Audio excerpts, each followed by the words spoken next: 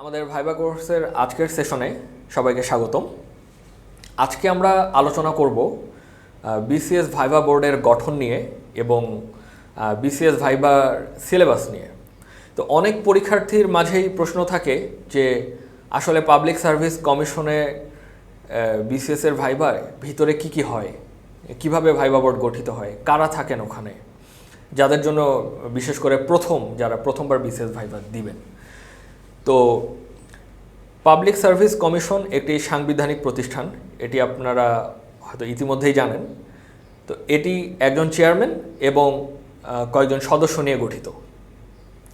তো বিসিএসের ভাইবা বোর্ডগুলো যে গঠিত হয়, এখানে প্রতিদিন কয়েকটা করে বোর্ডে পরীক্ষা নেওয়া হয়, ভাইবা এক্সাম নেওয়া হয়। তো প্রতিটা বোর্ডেই সাধারণত 3 জন সদস্য থাকেন, বোর্ড এক্সামিনার থাকেন।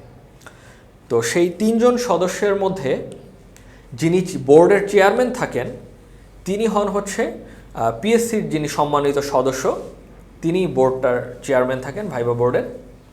আর বাকি 2 জন এক্সটার্নাল মেম্বার থাকেন ভাইবা বোর্ডের, যারা গণপ্রজাতন্ত্রী বাংলাদেশ সরকারের সরকারি গুরুত্বপূর্ণ পদে অধিষ্ঠিত এবং যাদের অনেক গুরুত্বপূর্ণ প্রিভিয়াস ক্যারিয়ার রয়েছে, সরকারের গুরুত্বপূর্ণ পদে ছিলেন বা বর্তমানে আছেন, এরকম গুরুত্বপূর্ণ ব্যক্তিদেরকে এক্সটার্নাল মেম্বার হিসাবে ইনভাইট করা হয়।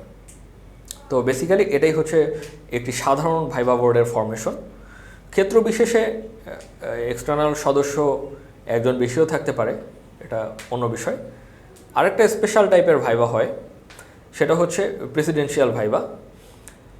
এটা হচ্ছে বিসিএস ভাইবা যখন শুরু হয়, প্রথম 2 থেকে 3 দিন এই প্রেসিডেন্সিয়াল ভাইবাটা হয়।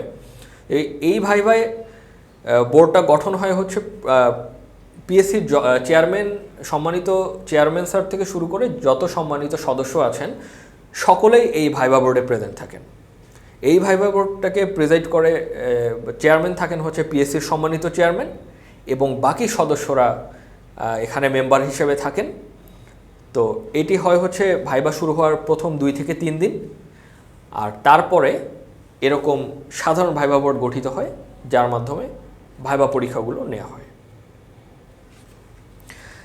এরপরে আসি বিসিএস ভাইবার সিলেবাস নিয়ে।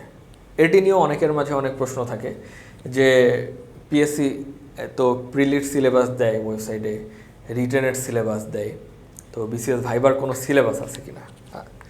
তো আসলে এক কথায় বিসিএস ভাইবার কোনো সুনির্দিষ্ট সিলেবাস নেই। আপনি ইতোমধ্যে যদি বিসিএস ভাইবার জন্য সিলেক্টেড হয়ে থাকেন, তার মানে আপনি প্রিলি রিটেন উত্তীর্ণ হয়ে এসেছেন, আপনি অনেক পড়াশোনা করেছেন।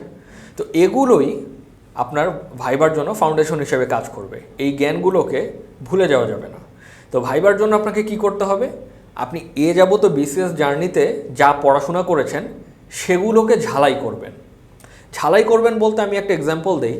প্রিলির জন্য তো বাংলা সাহিত্য অনেক কিছু পড়তে হয়েছে, যে কোন লেখক, কোন যুগ, বাংলা সাহিত্যের যুগ, কোন যুগের কোন লেখক, সাহিত্য, পিস অফ লিটারেচার ইংলিশে, এগুলো পড়া লাগবে না।